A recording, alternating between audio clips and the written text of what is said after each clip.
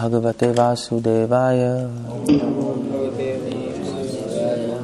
ओम नमो भगवते वासुदेवाय। ओम नमो भगवते वासुदेवाय। Okay, 12 chapter 15 verse। यस्मान्नो द्विजते लोको लोकान्नो उद्विजते च यः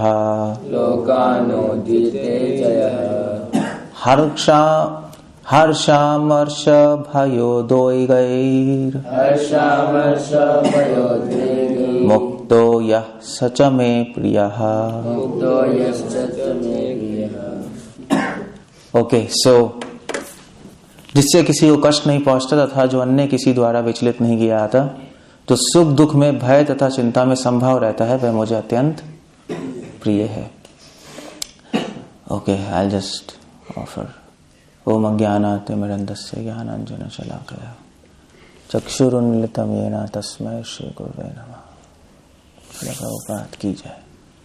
सो पहले हम लोग संस्कृत पढ़ेंगे, फिर मैं मीनिंग में जाऊंगा, ठीक है? तो पहले संस्कृत देख लेते हैं and then we can go into philosophy. तो संस्कृत क्या है? ये जो पहला शब्द है यस्मान नो द्विजते लोको, सो जो वर्ड है यस्मान नो द्विजते, ये 3 शब्दों से बना है। स्प्लिट तो नीचे देख ही रहे हो, नहीं? एक है यस्मात् प्लस न प्लस उद्विजते, नीचे देख रहे हो ना वर्ड टू वर्ड मीनिंग सब लोग। तो वैसे तो वर्ड यस्मात् है, मगर त का क्या बन गया? न बन जाता है। जब न से पहले त होता है तो त भी न बन जाता है। ये रूल है संस्कृत का। तो यस्मात् प्लस न बन गया यस्मान न। देख रहे हो उसके अंदर यस्मान न बन गया ना, 2 न आ गए। तो संस्कृत में रूल है कि यस्मात् के बाद अगर कोई कॉन्सोनेंट आए, कॉन्सोनेंट समझते हो? कॉन्सोनेंट कैसे कहेंगे? व्यंजन आए। जब त के बाद कोई व्यंजन, जब त में हलंत है ना, उसके बाद जब व्यंजन आता है तो त का न बन जाता है, बस ये याद रख लो। तो वहां पे न है, मगर ब्रेक करोगे तो यस्मात्। तो यस्मात् का मतलब क्या है? जिससे। संस्कृत में जिससे कहना हो तो वो है यस्मात्। अगर कहना हो उससे तो वो क्या होता है संस्कृत में? हाँ, वही तो जिससे है ना यस्मात्। अगर उससे कहना हो तो उसका संस्कृत में क्या होता है? तस्मात्। जिससे कहना हो तो यस्मात्। ऐसे ये किससे बन रहा है? ये बनता है यह जो होता है ना शब्द, यह, इसमें आ रहा है यह आ रहा है, नहीं आ रहा है? यह मतलब जो है, देख लो संस्कृत में, देखो वर्ड टू वर्ड मीनिंग।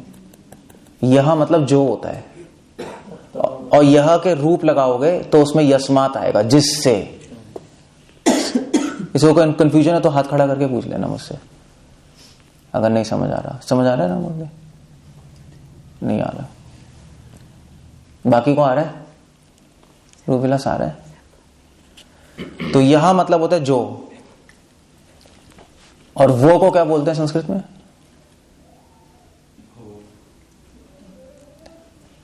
वो, जो को तो यह बोलते हैं, और वो को क्या बोलते हैं? अगर मान लीजिए वो बोलना है, जो काम करना है, सह, वो या वह एक ही बात है। सो सह के रूप चलाओगे तो तस्मात् आएगा, यह के रूप चलाओगे तो यस्मात् आएगा। तो ये यस्मात् शब्द है, जिससे, दैट्स आइडिया। सो जिससे मतलब किससे? पॉइंट है किससे? भगवान जिससे क्या कह रहे हैं?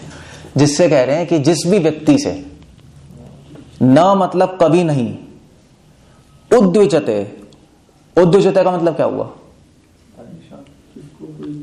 हाँ, तो ये शब्द कैसे बन रहा है उद्विजते?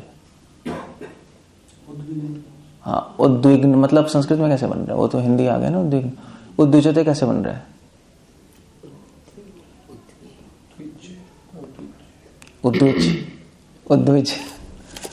उद्विज हो सकता है। द्विज मतलब शांत, उद्विज। हाँ, सो द्विज मतलब ऐसा होता है शक्ति। संस्कृत में ब्राह्मण को द्विज कहते हैं, क्योंकि द्विज मतलब 2 मतलब होते हैं। एक द्विज मतलब दूसरा बर्थ, द्विज ज मतलब होता है जन्म, द्वि मतलब होता है दो, जिसके दो जन्म हुए उसको हम बोलते हैं द्विज। तो ब्राह्मण के दो जन्म होते हैं, होते नहीं होते हैं? एक मां के गर्भ से और एक गुरु। एक मां के गर्भ से जन्म होता है और एक गुरु दीक्षा के वक्त दूसरा जन्म लेता है। दांत को भी द्विज कहते हैं, क्योंकि दांत दो बार आते नहीं आते हैं। पहले छोटे दांत होते हैं, फिर टूट के दूसरे दांत आ जाते हैं। और वैसे संस्कृत में अगर टेक्निकल में देखें तो जन्म दो बार जन्म हुआ। दो बार जन्म मतलब शक्ति, ज का मतलब जन्म भी होता है, और द्वि का मतलब दो होता है। द्वि का मतलब होता है द्वितीय भी, द्वितीय। सो द्विज का मतलब हो गया, द्विज का एक मतलब होता है शक्ति, तो उद्विज का मतलब एक्स्ट्रा शक्ति, एक्स्ट्रा पावर आ गई जो संभाल नहीं पाओगे आप। तो जिस पावर को संभाल नहीं पाओ तो उससे क्या होगा? माइंड डिस्टर्ब होगा ना। ज्यादा शक्ति आ गई, ज्यादा पागल हो गए, जैसे बच्चे होते हैं, ज्यादा शक्ति आती है, शैतानी करते हैं, आउट ऑफ कंट्रोल हो जाते हैं। सो उद्विज का मतलब होता है कि उद्विग्न होना, बेविल्डर होना, मन परेशान होना। तो इसलिए यहां पे लिख रहे उद्विग्न होते हैं। सो कृष्णा कह रहे हैं कि डिवोटी से, डिवोटी के गुण बता रहे हैं ना यहाँ पर, डिवोटी से कोई भी परेशान नहीं होता, डिवोटी किसी को परेशान नहीं करता। प्रभुपाद लिख रहे हैं कि ऐसे भक्त द्वारा कोई व्यक्ति कष्ट, चिंता, भय और असंतोष को प्राप्त नहीं होता। जो डिवोटी भगवान को प्रिय है वो किसी को संतोष नहीं करता, भय नहीं देता, चिंता नहीं देता और कष्ट नहीं देता।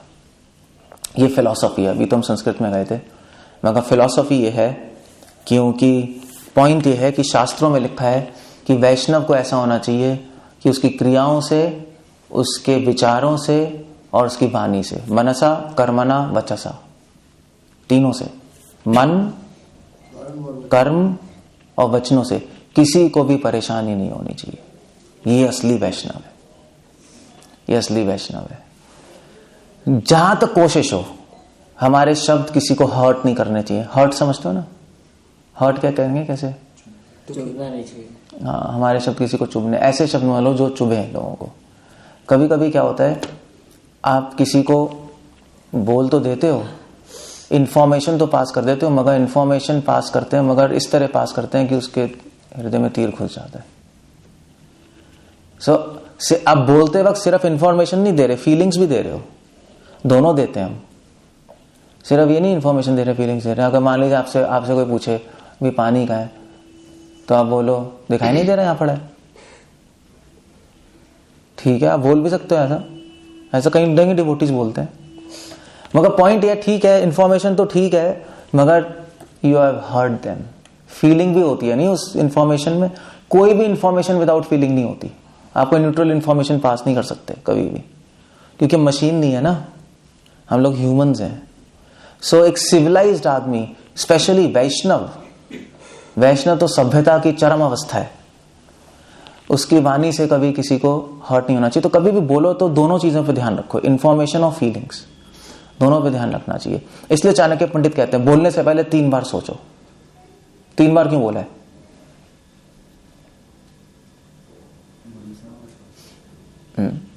तीन बार क्यों बोला चाणक्य पंडित ने?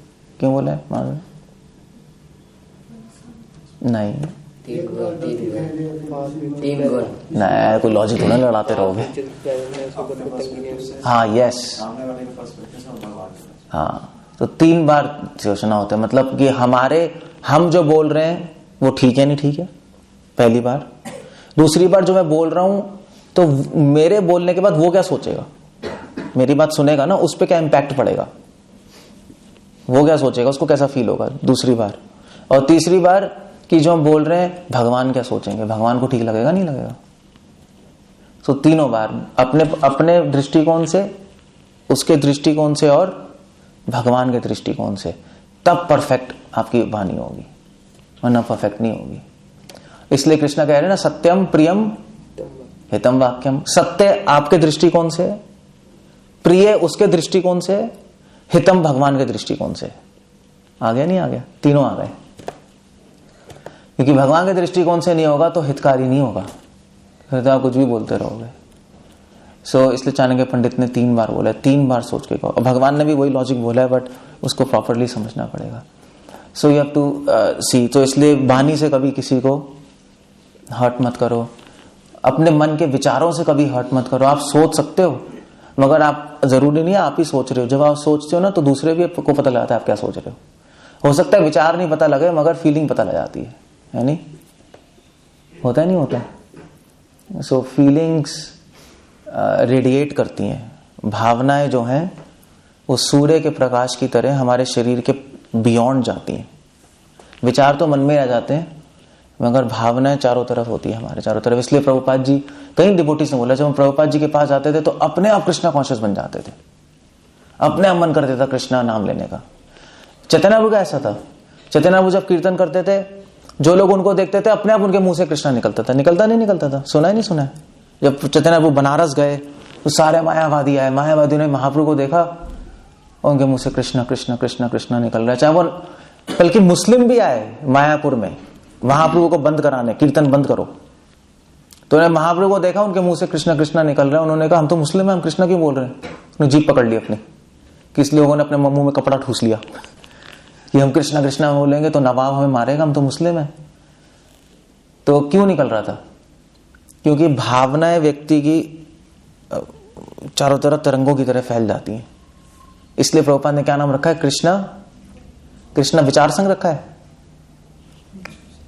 कृष्णा भावना अमृत संग। भावनाएं ठीक होनी चाहिए। इसलिए भगवान भी भावग्राही जनार्दन है। आप खड़े हो यहां पर, आपके विचार तो आपके अंदर है, भावनाएं भगवान तक पहुंच जाएंगी और भगवान सेंस कर लेंगे कि ये क्या सोच रहा है, क्या फीलिंग है। इसलिए गोलोक में बिना बोले काम होता है, कभी कभी बोलने की जरूरत नहीं होती। स्पिरिचुअल वर्ड में आपको बोलने की जरूरत नहीं है, भावनाओं से ही सब सेंस कर लेते हैं क्या, और काम हो जाता है। ब्रह्म संहिता में लिखा है नहीं। इसलिए मन से भावनाएं ठीक रखो, वरना लड़ाई होगी, वरना गड़बड़ होगी। और अपने कर्मों, अपने एक्शंस को इस तरह करो कि लोग अननेसेसरली हर्ट ना होते रहे। क्रियाएं भी प्रॉपर होनी चाहिए, नहीं, क्रियाएं इस तरह होनी चाहिए कि लोगों को, क्रियाएं भी सत्य प्रिय और हितम होती हैं, सिर्फ वाणी नहीं होता। पॉइंट ये है कि वैष्णव बहुत सिविलाइज्ड व्यक्ति है। सिविलाइज समझ लो ना, मतलब लोग कहते थे कि भी इंडियंस, ब्रिटिशर्स आके कहते थे इंडियंस डर्टी डॉग्स या ब्लडी डॉग्स, ये लोग सिविलाइज्ड नहीं है। वो बेवकूफ हैं, क्योंकि इंडियन से ज्यादा सिविलाइज्ड कोई हो ही नहीं सकता। दे आर सेंसिटिव समझते हो ना, सेंसिटिव होते हैं वो। अगर सेंसिटिव नहीं होगे, क्रूड हो गए, कोर्स हो गए, ग्रॉस हो गए, तो एनिमल हुआ। फिर वैष्णव तो बहुत दूर की बात है, जानवर हो। वैष्णव भी नहीं बन, वैष्णव तो पहले प्रभुपाद लिख रहे हैं, पहले होते हैं जानवर, फिर इंसान बनते हैं, फिर इंसान के बाद सभ्य व्यक्ति बनते हैं, फिर सभ्य व्यक्ति के बाद ब्राह्मण बनते हैं, फिर ब्राह्मण के बाद वैष्णव बना जाता है। ये सिचुएशन है। तो वैष्णव है, ब्राह्मण भी है, सभ्य व्यक्ति भी है, इंसान भी है, तीनों चीजें हैं।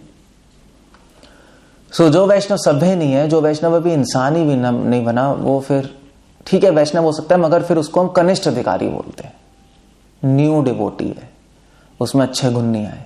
सो you have to be careful. इसलिए भगवान कह रहे यस्मान नोद्विजते लोको, इस संसार में किसी भी व्यक्ति को वो अपने मन, वचन और वाणी से कष्ट, चिंता, भय और असंतोष नहीं देता।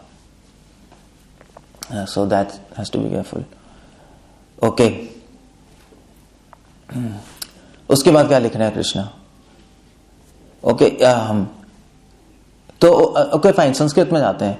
तो ऊपर संस्कृत श्लोक में लोको आ रहा है। लोको का मतलब क्या होता है?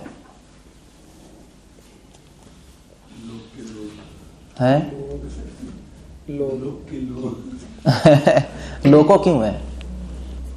और नीचे देखो, नीचे क्या लिखा है वर्ड टू वर्ड स्प्लिट में? लोका लिखा है, ऊपर लोको आ रहा है, ऐसा क्यों है? नीचे लोका है, ऊपर लोको है। Why it's like that?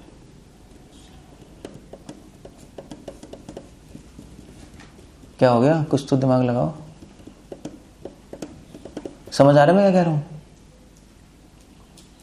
नीचे लोका है, ऊपर लोको है, ऐसा क्यों है?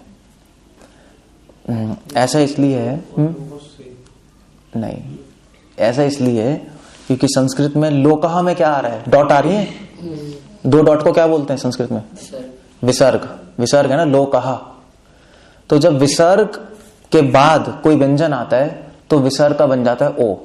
संस्कृत का रूल है बस। सो लोकहा के बाद क्या आया? ल आया। लोकहा के बाद दूसरा लोका आ रहा है। आ रहा है नहीं आ रहा है? तो व्यंजन से पहले विसर्ग आता है तो वो ओ बन जाता है। बस ये रूल है। लोको, लोकहा का लोको बन गया बस, और कुछ नहीं। So some rules you have to know. ये रूल बार बार आएगा, ये रूल याद कर लोगे तो आपको आ जाएगी संधि। वो मैं बाद में बताऊंगा। व्यंजन मतलब सारे व्यंजन नहीं, तो जब वो आएगा कोई यर लव आएगा तो दैट्स अ पॉइंट। ओके, लोको बन गया, ठीक है। अब वो मैं धीरे धीरे बता दूंगा। लोको बन गया, ये रूल याद कर लो। विसर्ग के बाद अगर व्यंजन आता है तो ओ बन जाता है। सो कभी भी ओ आ गया तो समझ लो कि वहां पे विसर्ग था। हमें संस्कृत लिखनी नहीं, हमें पढ़नी है। तो पढ़ने में आपको सारे रूल जानने की जरूरत नहीं है। ओके, लोका मतलब इस संसार के लोग। और फिर कृष्ण कह रहे लोका न उद्यजते चया। Now this is interesting. भगवान ने लॉजिक बिल्कुल उल्टा कर दिया। अब कृष्ण कह रहे हैं लोकान। लोकान का मतलब क्या हुआ? तो वो शब्द लोकान नहीं है, वो शब्द क्या है? लोकात है नहीं? लोकात। सो लोगों से कभी भी वो डिस्टर्ब नहीं होता। सो कृष्ण कह रहे हैं कि वो किसी को चिंता नहीं देता, और अगर कोई चिंता देता है उसको तो वो चिंतित नहीं होता। भाई वो तो किसी को कष्ट नहीं देगा, मगर लोग तो उसको कष्ट देंगे ना। संसार तो ऐसा ही है। संसार बल्कि अच्छे लोगों को ज्यादा कष्ट देते हैं। तो अगर वो किसी को कष्ट नहीं देगा मगर उसको लोग कष्ट देंगे और वो कभी भी चिंतित नहीं होगा। इसका मतलब क्या है? इसका मतलब है कि आपको कष्ट जरूर मिलेगा। इस संसार के लोग गंदे हैं, वो कुछ ना कुछ प्रॉब्लम्स को क्रिएट करेंगे। मतलब एक्सपेक्ट करके चलना पड़ेगा, है नहीं? सबको अच्छा नहीं चलता रहेगा, ये एक्सपेक्टेड है। कृष्ण कह रहे हैं कि प्रॉब्लम्स आएंगी मगर मेरा डिवोटी उन प्रॉब्लम से विचलित नहीं होता मेरी कृपा से। तो क्यों नहीं विचलित होता डिवोटी प्रॉब्लम्स में? कोई उसको गाली देगा, कोई उसको प्रॉब्लम्स देगा नेसेसरली, तो उसका मन विचलित क्यों नहीं होता? क्या है वो? तो आत्मा के स्तर पे है। आत्मा के स्तर पे है वो तो। हाँ, क्यों नहीं होता? वो किसी को मानते ही नहीं आत्मा, मतलब रिश्तेदार वगैरह। प्रभुपाद लिख रहे हैं वास्तव में सदैव कृष्ण भावना में लीन रहने से तथा भक्ति में रत रहने के कारण ही ऐसे भौतिक उपद्रव प्रॉब्लम्स भक्त को विचलित नहीं कर पाते। सामान्य रूप से विषय व्यक्ति नहीं, ये तो हर्ष का प्रभुपाद कोट कर रहे हैं। या पॉइंट ये है कि क्योंकि डिवोटी भक्ति में लीन रहता है इसलिए वो प्रॉब्लम से विचलित नहीं होता। और ये सिंपल है, बहुत सिंपल अंडरस्टैंड करना। तो ऐसे फॉर एग्जांपल जब एग्जाम में होते हो, एग्जाम होता है, एग्जाम दिया है नहीं दिया, मान लीजिए अगले दिन 2 दिन बाद एग्जाम है, तो कुछ भी होता रहे आप डिस्टर्ब नहीं होगा। आपका पूरा फोकस किस पे है? कि पढ़ाई करनी है। गाली देकर चला जाए, हाँ यार जा यार भैया पढ़ना है, ठीक है, और दूसरी 2 गाली दे दे, भाग तू यहां से। ऐसे ही होता है नहीं होता है? मम्मी आके डांटेंगी, क्या कर रहा है, ये कर रहा है, वो कर रहा है, अरे चुप रहो, पढ़ना है। डिस्टर्ब नहीं हो गया आप उससे, है नहीं? खाना मिल रहा है, नहीं मिल रहा है, सोने को मिल रहा है, नहीं मिल रहा है, भैया कोई नहीं, एग्जाम है। सो डिस्टर्ब हम तभी होते हैं जब गोल नहीं होता लाइफ में, समझे? अगर पढ़ाई का गोल है तो डिस्टर्ब नहीं होगी। जैसे फॉर एग्जांपल जो बिजनेस, जो सपोज को एथलीट है, एथलीट पता है एथलीट होते नहीं होते हैं? सो उसका तो वो उसने सोच लिया अभी मुझे ओलंपिक में फर्स्ट आना है, तो उसकी लाइफ में कुछ भी होता रहेगा वो डिस्टर्ब नहीं होगा, क्योंकि वो प्रैक्टिस करेगा। अभी मुझे प्रैक्टिस करनी है, भाड़ में जाए, पैसे हैं नहीं है, कोई गर्लफ्रेंड छूट गई, बॉयफ्रेंड छूट गया, कपड़े हैं नहीं है, अभी वो फिक्स्ड है। सो क्यों नहीं डिस्टर्ब होता? क्योंकि उसका लक्ष्य फिक्स्ड है। उसको लक्ष्य पता है कि मुझे भगवत प्रेम प्राप्त करना है इस जीवन में किसी भी तरीके से। अगर गोल उड़ गया तो आप डिस्टर्ब हो जाओगे। या उल्टा कर लो, अगर आपका माइंड डिस्टर्ब हो रहा है इसका मतलब आपका गोल उड़ा हुआ है। आपका गोल है, समझ लो, गोल है, इसलिए माइंड डिस्टर्ब हो रहा है। सो हम मंदिर में रहते हैं, 1000 डिवोटी होते हैं, कोई कुछ बोलता है, कोई कुछ बोलता है, पॉलिटिक्स भी होती है, और अगर आपका माइंड डिस्टर्ब होता जा रहा है, इसका मतलब आपका माइंड में गोल नहीं है, कुछ भी गोल गोल हो गया है। कृष्ण प्रेम में फिक्स नहीं है आपको, आप ये अंडरस्टैंडिंग नहीं है कि लाइफ में मुझे लव चाहिए किसी भी तरीके से, सो माइंड डिस्टर्ब होगा। इसलिए कभी भी माइंड डिस्टर्ब हो रहा है आपका, समझ लो कि आपको गोल से दृष्टि हट गई, भूल गए कृष्ण प्रेम। इनफैक्ट अमेरिका में, डैलस में, ह्यूस्टन में, सिएटल में, मैंने सबको बोला, यही बोला मैंने, भाई जीवन का लक्ष्य कृष्ण प्रेम है। और पता है कई डिवोटीज ने आके मुझसे बोला, आज हमें याद आया कि जीवन का लक्ष्य कृष्ण प्रेम है। भूल जाते हैं नहीं, क्योंकि मतलब बहुत सारी चीजें चलती रहती है नहीं आसपास, तो भूल जाते हैं हम ये, और फिर माइंड डिस्टर्ब होता रहता है। सो क्यों नहीं डिस्टर्ब होता? क्योंकि वो कृष्ण भावनामृत में लीन है। प्रभुपाद, इंग्लिश में क्या लिखा है? लीन वीन क्या शब्द है इंग्लिश में? क्या लिखा है, किसी को पता है? कोई इंग्लिश बुक है कोई? एंग्रॉस्ड लिखा है। कृष्ण भावनामृत में लीन है। एंग्रॉस्ड, या एंग्रॉस्ड का मतलब ही होता है कि पूरी तरह या तो बिजी है, लिप्त, लगे रहते हैं। एंग्रॉस को क्या बोलेंगे? लीन बोलेंगे हिंदी में क्या?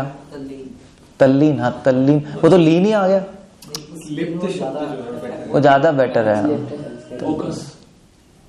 हिंदी में क्या कहेंगे? शुद्ध हिंदी में एंग्रॉस को लिप्त शब्द जो है लीन से लिप्त है, लगे रहेंगे, लिप्ता रहता है, या यूं कह लो भक्तिमय है, तन्मय है। तन्मय, तन्मय बेटर वर्ड है एक्चुअली, तन्मय है। हाँ, ये सही वर्ड है। भक्ति में तन्मयता है उसकी, लीन से बेटर वर्ड है। बहुत ज्यादा है। हाँ, सो एंग्रॉस्ड है, मतलब वो एंग्रॉस्टमेंट तब आती है जब गोल फिक्स्ड होता है, वरना एंग्रॉस्टमेंट नहीं आएगी। मुझे प्रेम चाहिए किसी भी तरीके से, तो आपका माइंड बिजी रहेगा यार। जब तक प्रेम नहीं मिलेगा तब तक मैं रुकूंगा नहीं, तब तक फिर हमें सेवा करनी पड़ेगी। भगवान को किसी तरह खुश करना है ना, भगवान और गुरु को और आचार्य को। सो वो किए बिना तब तक आप बैठोगे नहीं। सो बस फिर प्रॉब्लम्स आती रहेंगी, क्या चलता रहेगा। तभी तो ध्रुव महाराज, प्रहलाद जंगल में निकल गए। क्यों निकल गए? क्योंकि उनका गोल था ना, ध्रुव का गोल था, मुझे राज्य चाहिए। उसको डर भी नहीं लगा जंगली जानवरों से, नहीं लगा, देखो डिस्टर्ब नहीं हुए, मुझे चाहिए राज्य, कुछ भी हो जाए, शेर आएगा देखा जाएगा, जो भी होगा मुझे चाहिए बस। वो भूत चढ़ जाता है ना दिमाग में। सो हाँ, ये कर सकते हैं, भक्ति का भूत चढ़ गया वो फिर भी बेटर है। सो भूत चढ़ जाना चाहिए कृष्ण प्रेम, तो वो डिस्टर्ब नहीं होगा। That's the idea. So goal fix करो अपने आप को, याद दिलाओ हमेशा। ओके, सो ये अच्छी क्वालिटी है डिवोटी की, नहीं? ऐसा डिवोटी बहुत प्रिय है। संस्कृत में यस्मात् लोकात् कोई रूल है इसमें, लोगों से, जिससे? हाँ, पंचमी विभक्ति लगी है ना। लोक में पंचमी विभक्ति लगाओगे तो लोकात बन जाएगा, यहां में पंचमी विभक्ति लगाओगे तो यस्मात् बन जाएगा। पंचमी विभक्ति का मतलब होता है उससे, नहीं तृतीय इंस्ट्रूमेंटल होता है। योग है ना, पंचमी में तो अलग होता है। लोगों से ये पंचमी है।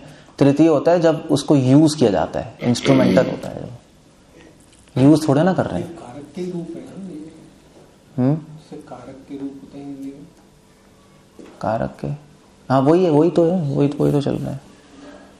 वैसे तो वैसे आप भी ठीक कह रहे हो, तृतीया भी हो सकती है, मगर यस्मात् पंचमी है, दैट्स ऑल। पहले में पंचमी, दूसरे में तृतीया, मगर पंचमी लेते हैं एक्चुअली। जब भी डिस्टर्बेंस की बात आती है तो पंचमी लिया आता है, रूल है ये, रूल है। जब भी कोई डिस्टर्ब कर रहा है, आप उसे डिस्टर्ब हो रहे हो तो पंचमी लिया जाता है। हाँ, ये रूल होता है। कितनी विभक्ति होती है? कितनी होती है पता नहीं किसी को, बचपन में याद नहीं आता, बाला बाला बाला बालम बाला बाले ना, याद है रूप? याद नहीं कराया था, भूल गए। 8 होती है ना। राम रामौ राम 7 होती, 8 होती है। बाला बाला बाला बाल बालम बालेना बालात, उसके बाद क्या है? बालात, नहीं हाँ, या बाल का, या बाला बालम बालेना बालकाय बालात बाला नाम बालेशु और हे बाला, मुझे प्रथमा चल गया। दैट्स ऑल, सिंपल है। सो आप ये बस ये याद करना, आपको संस्कृत आ जाएगी, आपको सिंपल है, ये रूप है। Anyway don't worry about that, आ जाएगा। बस सिंपल सिंपल चीजें सुनते रहोगे ना तो चीजें आ जाएगी। ओके, और क्या क्वालिटी है डिवोटी में, और क्या कह रहे हैं? हर्षा मर्षा भयो दोए गैर मुक्तो, एक साथ है इतनी, तो डिवोटी मुक्त होता है। तो ओके फाइन, एक क्वेश्चन है, तो यहाँ पे मुक्तो क्यों आ रहा है? नीचे क्या लिखा है वर्ड टू वर्ड मीनिंग में? मुक्तः, मुक्त नहीं लिखा। तो मुक्तः का मुक्तो कैसे बन गया? रूल मैंने बताया था, या के बाद विसर्ग लगा। हाँ, विसर्ग के बाद व्यंजन आ रहा है य, तो विसर्ग का क्या बन गया? ओ बन गया, मुक्तो बन गया। बस सिंपल सा रूल है, ये याद कर लो, बस हो गया। सो हर्षा मर्षा तो मुक्त होता है। किससे मुक्त होता है? हर्ष से मुक्त होता है पहला। तो कई चीजों से वो मुक्त होता है। किससे? हर्ष से। हर्ष मतलब खुशी, खुशी से वो मुक्त है। क्या मतलब है? ये कौन सी खुशी है? भौतिक खुशी, आध्यात्मिक खुशी नहीं। आध्यात्मिक खुशी तो वो रखता है संभाल के, भौतिक खुशी से मुक्त है। भौतिक खुशी आती है वो लुटा देता है उसको वापस। तो संसार के सुखों से उसको कोई मतलब नहीं है, एक समान रहता है, कोई मतलब नहीं है। जो संसारी लोग जिसमें सुख प्राप्त करते हैं, डिवोटी को उसमें सुख नहीं आता, बस ये मतलब है। इसलिए वो मुक्त है, उसको सुख ही नहीं आ रहा। क्यों नहीं सुख आता उसमें? क्यों नहीं है? आइसक्रीम खाओगे मजा नहीं आएगा? खाते हो, हलवा खाते हो, खीर खाते हो, लस्सी पीते हो, हैं? मगर उसमें है तो टेस्ट, है तो सुख। कृष्णा कह रहे हैं उसमें सुख आएगा ही नहीं, मुक्त है वो। अब ये कैसे है? उसने बड़े वाले आइसक्रीम, बड़ी वाली आइसक्रीम क्यों? उसको टेस्ट क्यों नहीं आता? पूरे संसार को टेस्ट आ रहा है, उसको नहीं आ रहा। That's quite achievement. वो भगवान की सेवा करके खुश रहते हैं। हाँ, तो उसमें क्यों नहीं टेस्ट आ रहा? ठीक है, भक्ति में भी टेस्ट है, उसमें भी आए, ये तो हो सकता है ना। उसमें भी टेस्ट आ रहा है और उसमें भी टेस्ट आ रहा है, उसमें भी खुशी हो रही है, उसमें भी खुशी हो रही है। मगर भगवान ये नहीं कह रहे, भगवान कह रहे हैं उसमें खुशी हो रही है, इसमें खुशी नहीं हो रही। ये हमें भगवान तक ले जाएगा। वो जो हम संसार का सुख है वो हमें नरक ले जाएगा। वो तो ठीक है, मगर उसमें सुख क्यों नहीं आ रहा? हायर टेस्ट से क्या होगा? क्यों छूटेगा? वही तो मैं कह रहा हूँ। हायर टेस्ट लोअर टेस्ट दोनों टेस्ट आ रहे हैं, ठीक है भाई, थोड़ा योग थोड़ा भोग, और यही चलता है। मतलब जब न्यू होता है तो ऐसे ही होता है। न्यू डिवोटी का ऐसे ही तो होता है। उसको हायर टेस्ट तो मिलता ही है, मजा आता है, ब्लिस आता है, बहुत अच्छा लगता है। मगर जब माया आती है तो उसमें भी अच्छा लगता है। लोअर टेस्ट है तो क्या, वो टेस्ट तो है ना। भगवान में बिल्कुल उसमें सेवा में तन में है तो उसको पता ही लगता है। एक बात ये कह सकते हैं कि जब भक्ति में बहुत आगे बढ़ जाओगे तो इतना तन्मय हो जाएगा कि आपको पता नहीं लगेगा आसपास क्या चल रहा है। वो बहुत हाई अवस्था है। हमारे लिए कैसे है? साधकों के लिए भी भक्ति करते ही आपको भगवान में टेस्ट आने लगेगा, संसार में टेस्ट खत्म। शुरुआत में ऐसा हो जाएगा। ऐसा क्यों है? मेरा लॉजिक समझ रहे हो? हायर टेस्ट लेने से लोअर टेस्ट हट जाता है, मगर पॉइंट है लोअर टेस्ट हटता क्यों है? वो हायर है लोअर है, ठीक है। जैसे प्रभुपाद का नहीं हुआ था, प्रभुपाद को एक डिवोटी ने बोला था, प्रभुपाद ने 2 डिवोटी ऐसी बात कर रहे थे, तो डिवोटी कह रहे थे कि जब आत्मा में सुख मिलेगा तो शरीर का सुख खत्म हो जाएगा। तो प्रभुपाद कह रहे थे लेक्चर में कि शरीर तो विष्ठा से और मल मूत्र से बना पड़ा है। तो उस डिवोटी ने कहा, प्रभुपाद ये तो पता है मल मूत्र से बना पड़ा है, मगर बिल्कुल सही जगह लगा पड़ा है मल मूत्र। That's the idea. That was he saying. So what's the point there? What do? Lower taste कैसे जाएगा? जब सीढ़ियाँ चढ़ेंगे तो पहली सीढ़ी छोड़नी पड़ेगी, तभी तो आप ऊपर वाली सीढ़ी पर आए। ये तो एग्जाम्पल है, प्रैक्टिकल कैसे हो रहा है? तो एनालॉजी दे रहे हो। इसका मतलब आप लोगों का लोअर टेस्ट गया नहीं, क्योंकि आपको पता नहीं कि इसका मतलब आपको गया नहीं है, तभी आपको पता नहीं। चला गया होता तो पता रहता कैसे गया है। प्रूव हो गया आपको लोअर टेस्ट अभी भी है, वो है सबको है। सो ज्ञान से यार तो ज्ञान है क्या वो ये बता दो हमें। गीता शास्त्र में पढ़ के उसको जब अप्लाई करेंगे तो ये तो यूनिवर्सल आंसर है, ज्ञान से तो हर एक का आंसर हो जाएगा। कुकिंग कैसे करनी है ज्ञान से, जब कैसे करना है ज्ञान से, प्रीचिंग कैसे करनी है ज्ञान से, ये तो यूनिवर्सल आंसर हो गया ना, ये तो बच्चा भी दे देगा। ये तो बड़ों की क्लास हो रही है ना। टेस्ट तो आता है लेकिन वो लेना नहीं चाहता, जैसे हाँ क्यों, वही बात है। गुणों की संगति से पता चल जाता है। क्योंकि जैसे कैसे भाई, गुरु कोई जादू थोड़ा ना। गुणों की संगति। हाँ क्या बताओ। जैसे तमोगुण का स्वाद, रजोगुण का, सतोगुण का। थोड़ा सा पास हो, थोड़ा रिफाइन करो आंसर को। गुणों की संगति से नहीं, उसे दिव्य संगति का उसको पता है ना, वो टेम्परेरी अभी थ्योरी में हो आप अभी। थोड़ा वो परमानेंट टेस्ट लेगा, टेम्परेरी टेस्ट लेगा नहीं।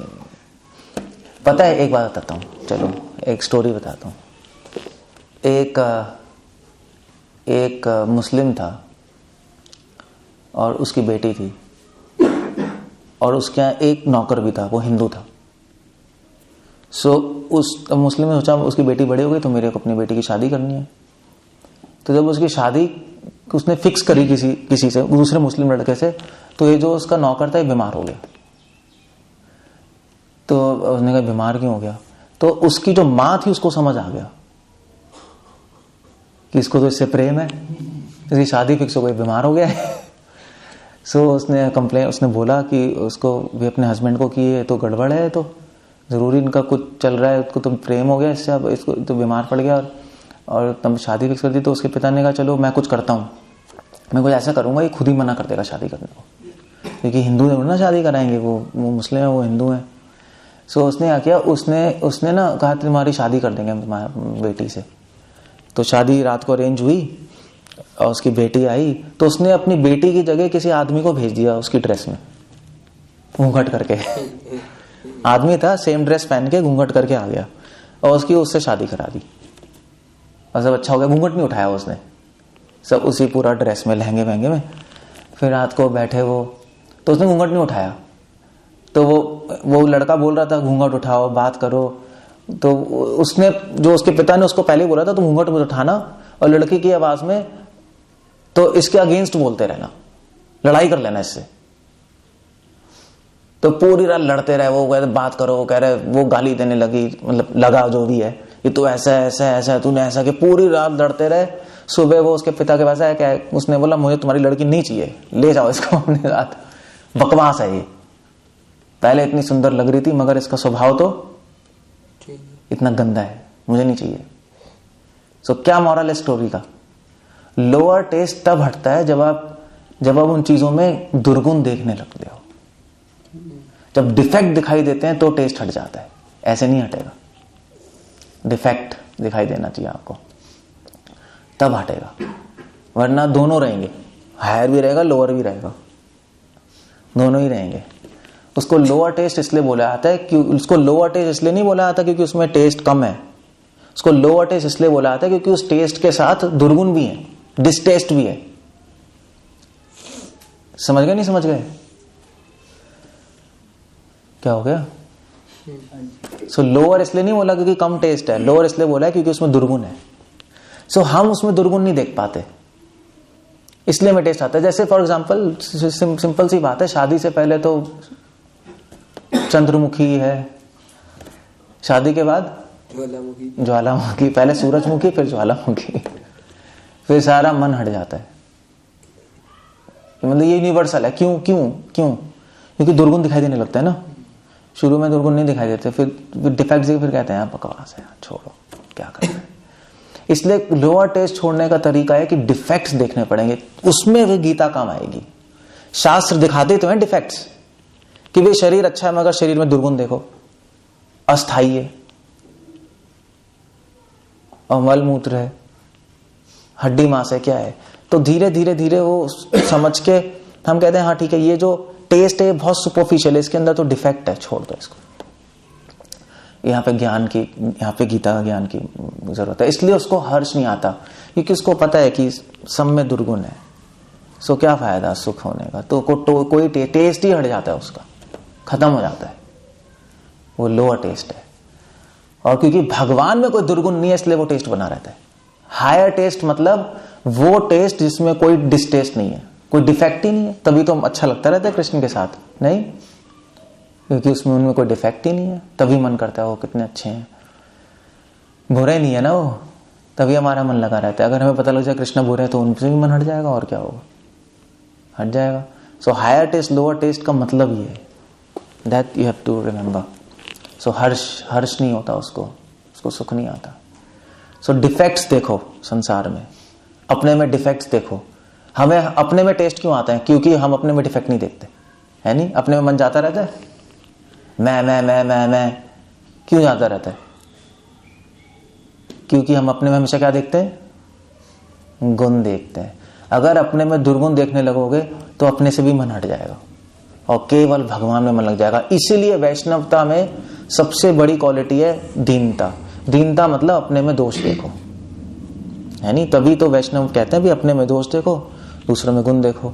अगर डिवोटी से मन लगाना है तो उनमें गुण देखो, उनमें दोष देखोगे तो उनसे मन हट जाएगा। टेक्निक हर जगह यही लगेगी, बस दैट्स ऑल। सो जो व्यक्ति अपने में दोष नहीं देखता उसका मन अपने में ही जाता रहेगा। इसलिए वैष्णव संघ लिया जाता है। वैष्णव संघ में वैष्णव हमें हमारे दुर्गुण दिखा देते, यानी अकेले बैठ के तो नहीं दिखाई देंगे आपको, अकेले बैठ के तो दुर्गुण कभी नहीं दिखाई दे सकते।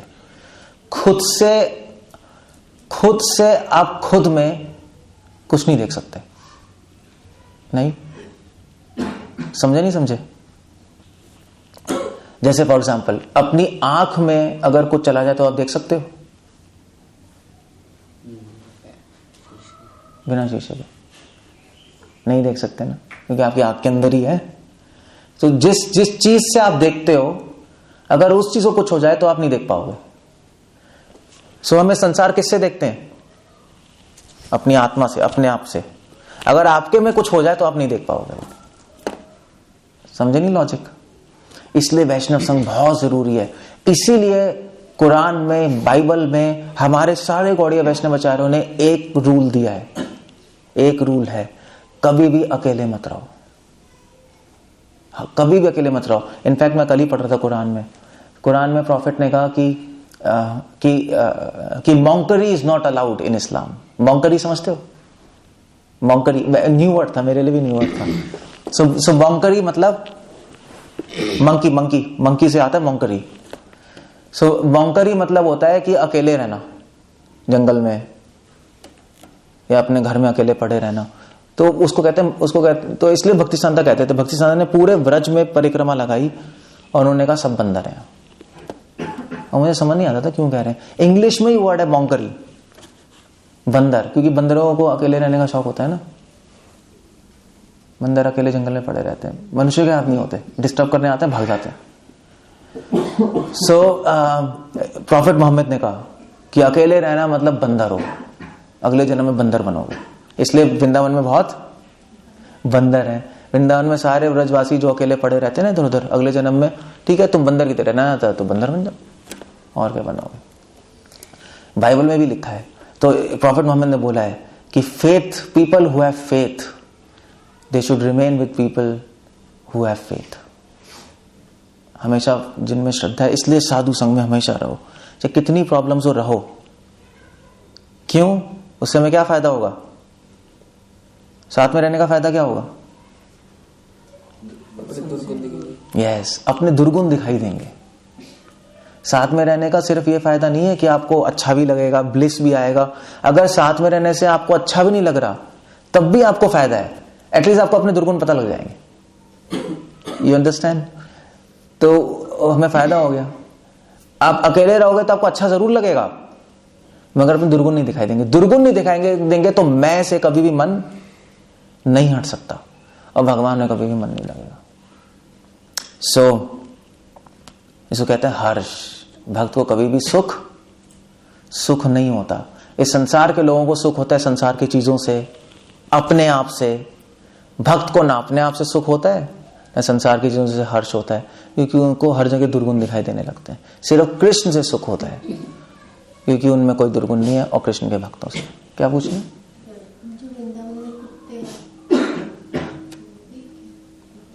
कुत्ते, हाँ वो जानवर ही बन जाते हैं सब।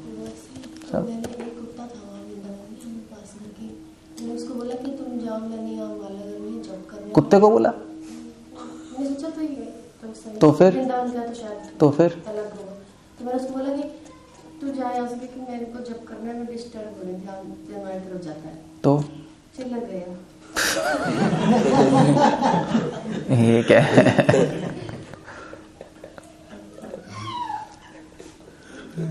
वो डर तो नहीं गया आपसे?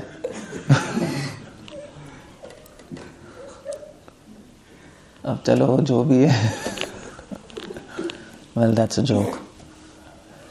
So हर शाम तो डिवोटी को कभी भी सुख नहीं होता संसार की चीजों से। समझे क्यों नहीं होता? You understand? पता नहीं, कुत्ता है वो, पता नहीं क्या है।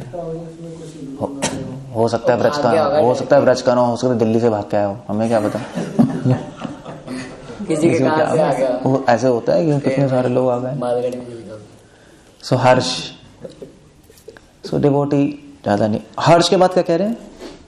अमर्ष। अमर्ष मतलब होता है, अमर्ष का मतलब क्या है? कोई बताएगा संस्कृत में?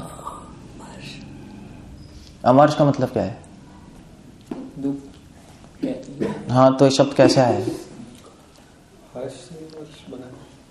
हर्ष से कैसे आ गया अमर्ष? वो तो पता ही लग रहा है। वो तो ठीक है मगर ये शब्द है क्या मतलब? हाँ अहर्ष होना चाहिए ना। अमर्ष क्या है? अमर्ष है वर्ड। चलो होमवर्क है, सोचना है इस पे, कल पूछूंगा। ओके, अमर्ष मतलब दुख। सुख में सुखी नहीं होता, दुख में दुखी नहीं होता। दुख में सुख में सुखी नहीं होता, वो तो मैंने समझा दिया क्यों। क्योंकि वो हर जगह दुर्गुण देख लेता है, डिफेक्ट्स दिखाई देते हैं उसको। और दुख में दुखी नहीं होता, ऐसा क्यों होता है?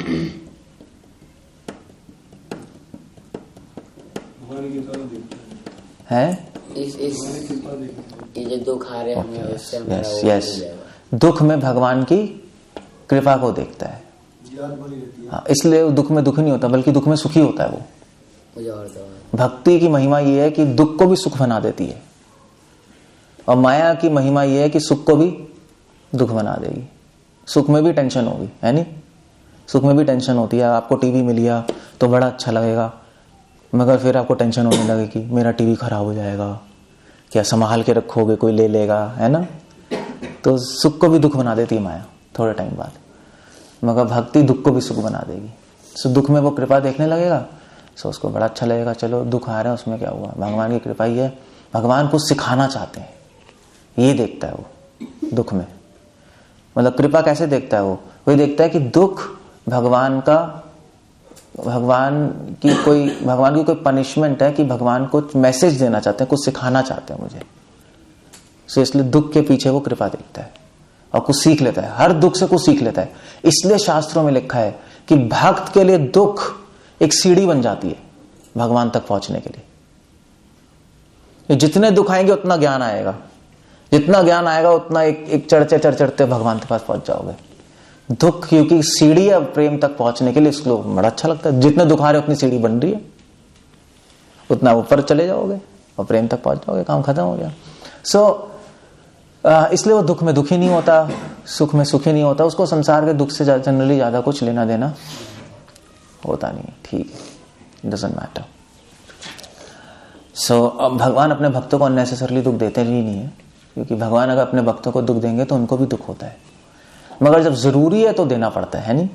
जब बच्चा बहुत शैतानी करता है तो उसको फिर पीटना भी पड़ता है, क्रोध भी करना पड़ता है। वैसे तो डिवोटी कभी क्रोध नहीं करता, मगर जब बिल्कुल जरूरी होता है तो करना, जब आउट ऑफ कंट्रोल सिचुएशन चली जाती है तो करना पड़ता है। फिर भगवान श्री कृष्ण जब द्वारिका चले गए थे तो वृंदावन में तो सबको बहुत दुख हो रहा था, तो फिर भगवान को वृंदावन में सबको दुख हो रहा था तो भगवान को भी दुख हो रहा था द्वारका में। दुख क्यों दिया? दुख ओके यार क्वेश्चन है, तो भगवान ने अपने ब्रजवासियों को दुख क्यों दिया? वो तो उनको बिल्कुल नहीं, भगवान तो अपने डिवोटी से कभी दुख नहीं देते, तो उनको दुख क्यों दिया? क्योंकि संसार के कल्याण के लिए भगवान भगवान दिखा रहे हैं कि दूसरों पे कृपा करने के लिए मैं भी दुख सहने को तैयार हूं और मैं अपने डिवोटीज को भी दुख दे सकता हूं। अगर दूसरों का कल्याण हो रहा है, मेरे डिवोटीज भी दुख सहने को तैयार है। मेरे डिवोटीज इतने महान है कि संसार के कल्याण के लिए वो दुख सह लेते हैं मुझसे अलग होने का। देख लो, किसी की हेल्प करने के लिए कुछ दुख तो सहना ही पड़ता है ना। ऐसी थोड़ी ना हेल्प हो जाती है किसी की। कोई हेल्प थोड़ी ना लेना चाहता है, कोई भी हेल्प नहीं लेना चाहता। तो इसलिए भक्ति संत में बोला था कि we have to shed 200 gallons of blood to make one pure devotee. को 200 लीटर खून बहाना पड़ेगा एक व्यक्ति को शुद्ध बनाने, भक्त बनाने के लिए। मेरा कितना प्रभु ने बोला ना। तो कृपा ऐसे नहीं होती बैठ के। कृपा के लिए सैक्रिफाइस करनी पड़ती है। कृपा के लिए कभी कभी दुख भी लेना पड़ता है, मेहनत करनी पड़ती नहीं पड़ती है? करनी पड़ती है। जैसे बच्चों को सिखा रहे हो, मुश्किल है तो फिर करना पड़ता है। इसलिए दुख भगवान कभी कभी भक्त जानबूझ के दुख ले लेते हैं और भगवान भी दुख सहते हैं संसार के कल्याण के। जैसे राम ने सीता को त्याग दिया, क्यों त्यागा? धर्म की स्थापना करने के लिए। कितना दुख हुआ होगा राम को जब सीता को त्यागा होगा। राम ने सोचा कोई प्रॉब्लम नहीं है, अब लोगों का कल्याण करना है, लोगों के कल्याण के लिए हम दुख सह लेंगे, कोई प्रॉब्लम नहीं। तो जब भगवान दुख सह सकते हैं लोगों के कल्याण के लिए, तो भक्त भी दुख सह लेते हैं। चलो अभी भगवान सह रहे हैं कल्याण के लिए, तो हमें भी सहना पड़ेगा। प्रभुपाद ने कितने दुख सहे नहीं? हमें इस्कॉन बनाने के लिए, हमें भक्ति देने के लिए कितनी मेहनत करनी पड़ी। ऐसी थोड़ी ना कोई गीता आ गई है हमारे पास। He did sacrifice. हर्षा मर्षा। इन जनरल भक्त को दुख सुख से कुछ लेना देना नहीं है, ठीक है। प्रभावित नहीं करता दुख, क्योंकि उसके पीछे कृपा देखता है। ओके, एक अच्छे डिवोटी को भय नहीं होता। भय क्यों नहीं होता डिवोटी को? भय से मुक्त है। दुख सुख से मुक्त है क्योंकि वो दुर्गुण देख रहा है। दुख से मुक्त है क्योंकि वो कृपा देख रहा है। भय से मुक्त क्यों है डिवोटी? लिख रहा है क्यों? भय से क्यों मुक्त है?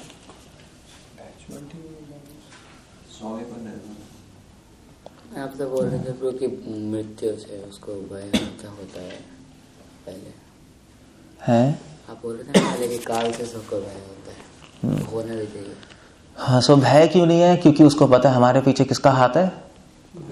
कृष्ण का हाथ है। सो भय की क्या डर है? नहीं, ऐसे मैं कल बता रहा था, अगर आपके पीछे मोदी का हाथ है तो भय का कोई क्वेश्चन ही नहीं। कुछ भी करो, एक राजकुमार कुछ भी कर सकता है, कुछ भी करता है नहीं, और कुछ गड़बड़ भी कर दे, कुछ भी कर दे, किसी दुकान पे आके ले ले, कहेगा तू कैसे ले रहा है? मैं राजा का बेटा हूं। कोई कुछ नहीं कहेगा, भैया उनको मत छुओ।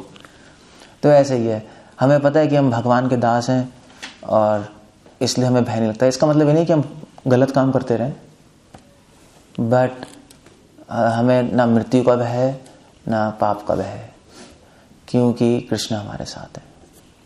इनफैक्ट एक आचार्य लिख रहे हैं, एक अलवार लिख रहे हैं अपनी पोयम में।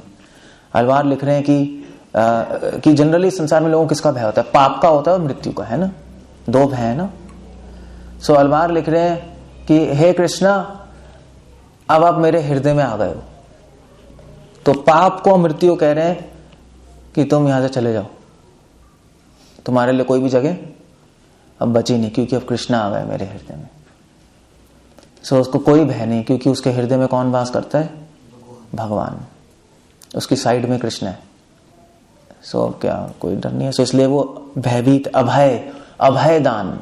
सबसे पहला दान भगवान भक्त करते हैं, अभय दान। बाकी चीजें बाद में होती हैं। इसलिए सबसे पहला गुण क्या है भक्त का? अभयम सत्व संशुद्धिर। 13वां अध्याय पता है, जो दैवी गुण है। 16वां अध्याय। सबसे पहला दैवी गुण है अभयम। डिवोटी अभय हो जाएगा, फियरलेस हो जाएगा ऑटोमेटिकली। सो उसको भय नहीं होता। सबसे ज्यादा भय किससे लगता है हमें?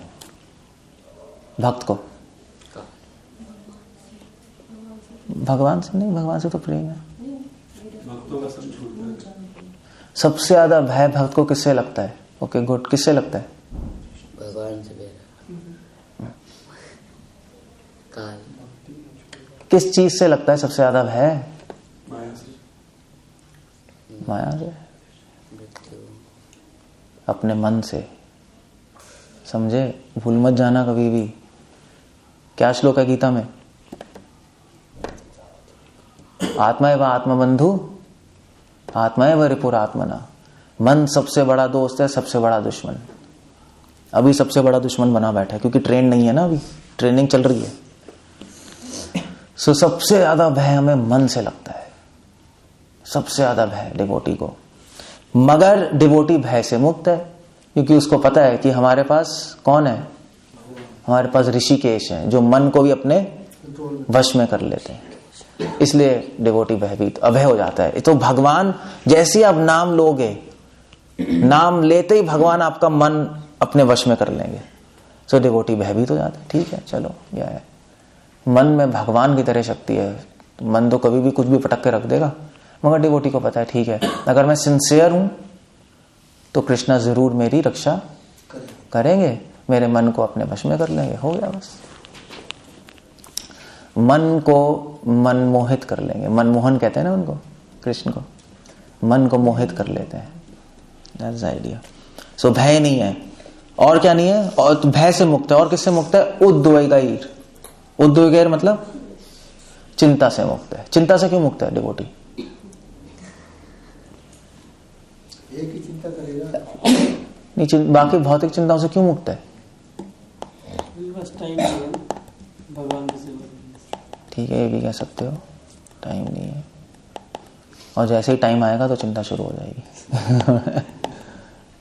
क्योंकि हमेशा तो सेवा नहीं कर पाओगे, बिजी तो नहीं। जैसे खाली हो गए 1 सेकंड चिंता शुरू, है नहीं? यही होता है ना, कितने टाइम लगा के रखोगे अपने आप को। तो मगर डिवोटी चिंता से मुक्त है। क्यों? प्लानिंग चलते रहता है। ठीक है, प्लानिंग भी चलता रहता है, गुड, नॉट बैड। और प्लानिंग रुक गई तो तो हम कह रहे हैं चिंता से मुक्त है। हम ये नहीं कह रहे कि चिंता उसको नहीं आती, हम कह रहे चिंता से मुक्त है। क्यों मुक्त है? क्या हो गया? दिमाग में गोबर भरा पड़ा है क्या? एक भी आंसर नहीं दे रहे यार। प्रैक्टिस नहीं कर रहे, इसका मतलब आप प्रैक्टिस नहीं कर रहे। पता है एक इंग्लिश में सेइंग है, मैं कल बता रहा था, only follower knows how to follow, not a scholar. तो फॉलो कर रहा है उसी को पता लगेगा फॉलो का मतलब, फॉलो कैसे कर रहा है। तो फॉलो ही नहीं कर रहे थे मतलब। हाथी को खाने पीने के लिए मिल जाता, वो भी सोचेगा कि वो भगवान इनको भी दे देंगे, परिवार को सबको चराने के लिए। ठीक है, बच्चों वाला आंसर बच्चों से ही आता है। ठीक है, प्रभुपाद कह रहे हैं चिंता से इसलिए मुक्त है क्योंकि भगवान को, डिवोटी को पता है कि भगवान सारे जानवरों को दे रहे हैं तो हमें भी देंगे, है नहीं?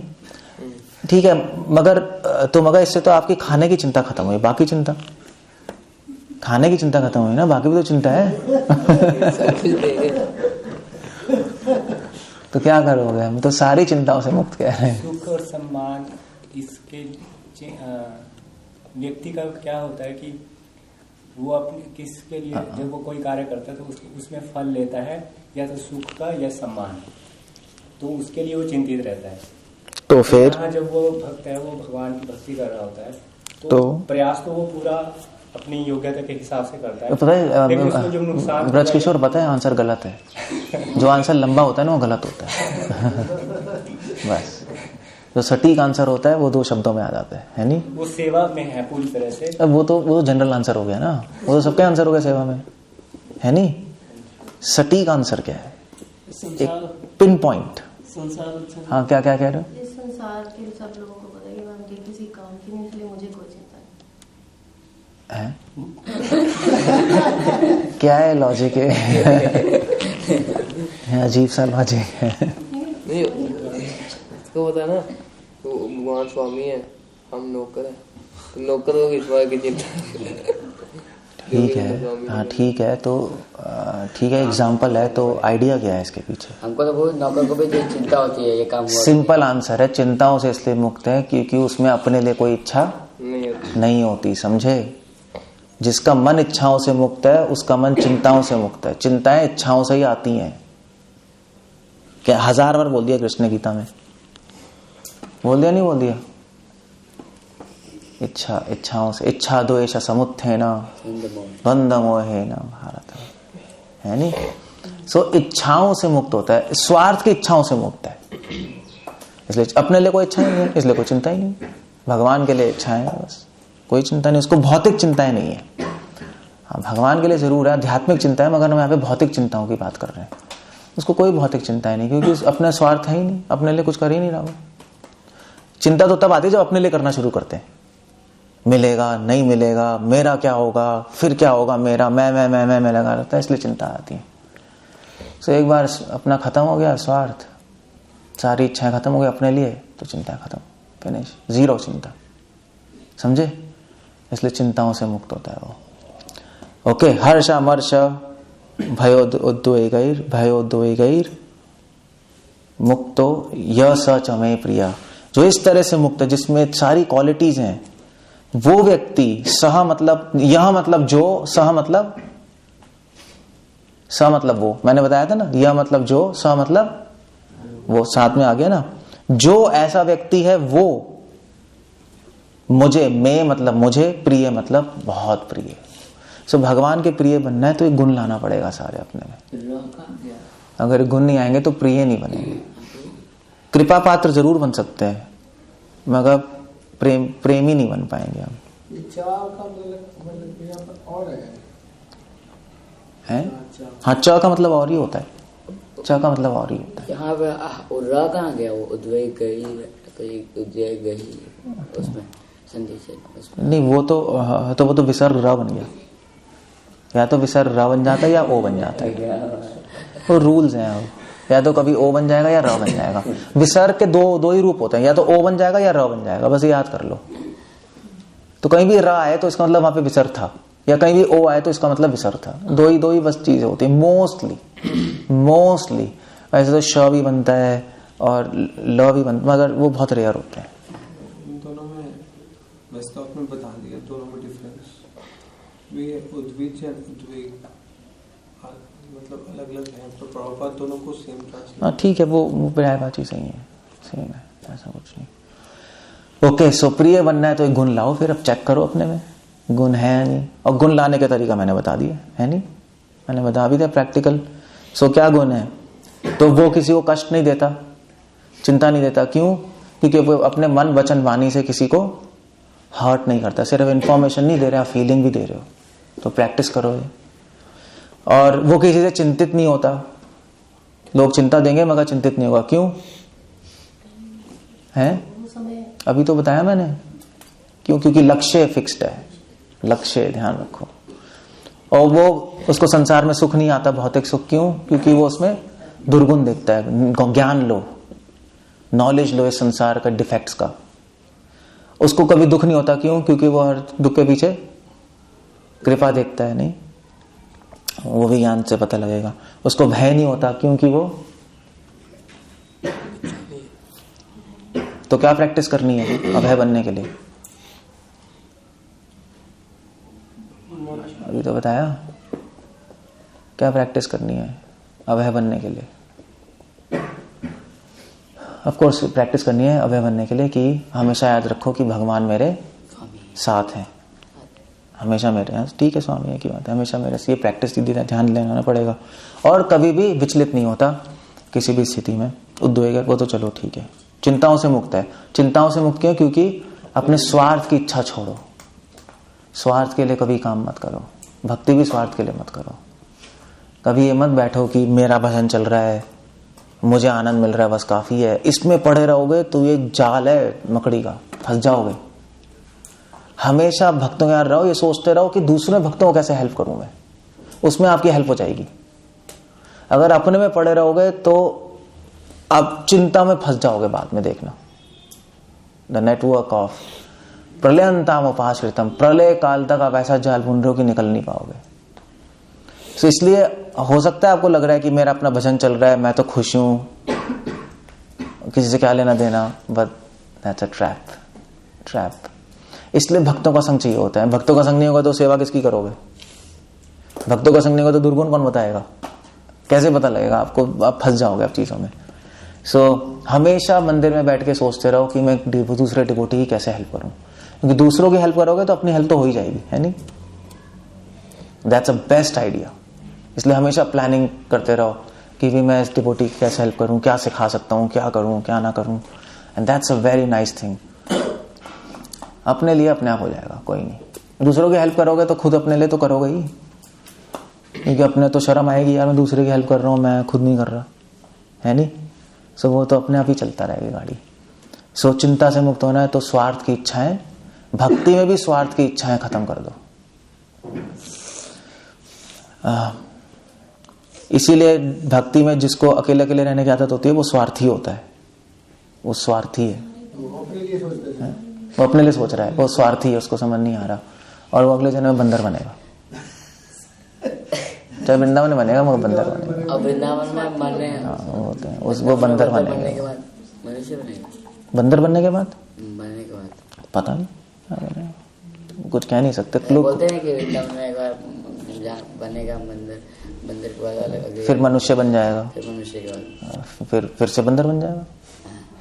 ठीक नहीं होगा तो फिर से बंदर बन जाएगा, और क्या होगा। वो तो चांस मिलेगा उसको मनुष्य जीवन में फिर से सही होने का, नहीं होगा फिर से बंदर बन जाएगा, और क्या होगा। तो ये थोड़ा ना ऐसे कि भूलते नहीं है, बंदर हैं भूल जाएंगे, और क्या। वो तो चश्मा चोरी करते रहते हैं, क्या कर रहे हैं, वो कृष्णा कॉन्शियस थोड़े ना सारे बंदर। उनको इस चश्मे के शीशे में कृष्णा दिखते हैं, हमें दिखाई नहीं दे रहे, उनको क्या दिखाई देंगे। रिस्पेक्ट तो हर एक को करनी चाहिए, ये क्या मतलब है, रिस्पेक्ट तो हर एक को करनी चाहिए। और वो की जो वृंदावन में उनको सबको रिस्पेक्ट करनी चाहिए, वो बोलते हैं ना, जैसे वो तो बात अलग है, मगर जरूरी नहीं है कि हम जिसकी रिस्पेक्ट कर रहे हैं वो परफेक्ट है। जैसे वहाँ पे जो बाबा लोग होते हैं, है नहीं, वो तो रिस्पेक्ट करने की, जो रिस्पेक्ट कर रहा है उसकी महानता है, जिसकी रिस्पेक्ट करी जा रही है वो जरूरी नहीं है महान हो, है नहीं। रिस्पेक्ट देने वाला महान होता है, रिस्पेक्ट लेने वाला थोड़ा ना जरूरी है महान है, ऐसा कुछ नहीं। जैसे प्रभुपाद ने कहा जो मायावादी है उनका भी आदर करो, मगर मायावादी कोई महान थोड़े ना है, मगर हमारे में गुण होना चाहिए दूसरों को आदर करने का, बस ये। तो वृंदावन में जो बाबा लोग हैं तो वो भी इसलिए हम उनसे आदर करते हैं मगर संग नहीं लेते, हमें पता है ना कुछ प्रॉब्लम है, तभी दूर से आदर करते हैं। आदर तो देखो जो भी आदर करते ही हैं, सबको ही आदर करते हैं, संग नहीं लेते, बस दैट्स ऑल। इतने सारे बाबा बैठे हैं जो आदर तो करना ही है,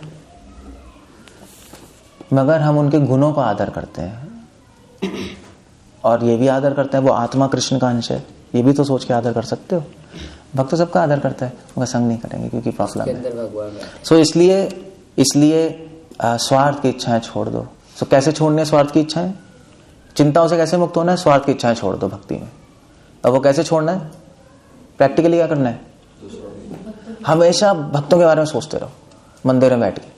ठीक है इस भक्त को कुछ नहीं आता तो मैं उसकी क्लास ही ले लूं, सिखा दूं उसको बुला लो, चलो उसकी क्लास ले लो। ठीक है कोई डिवोटी अच्छी तरह कपड़े नहीं धो पा रहा, उसको सिखा दो। नहीं आप हेल्प करने जाओगे तो बहुत सारी चीजें दिखाई दे जाएंगी, अपने में बैठोगे तो पड़े रहोगे एक कोने में, आपको पता ही नहीं लगेगा। सो यू कैन थिंक, यही प्रैक्टिस एक्चुअली हमें प्रैक्टिस नहीं है इन चीजों की।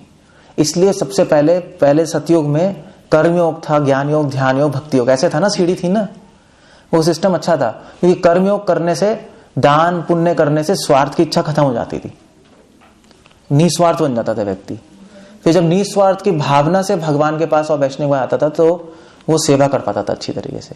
अब हम डायरेक्ट आ गए तो वो अच्छे गुण तो आए नहीं, तो वहां भी चूस रहे थे, यहां भी चूस रहे हैं, चूसने की आदत पड़ी हुई है, बस यही चलता जा रहा है। बस यहां भी बैठ के हम अपने में पढ़े, वहां भी बैठ के अपने में पढ़े थे, यहां भी अपने में पढ़े।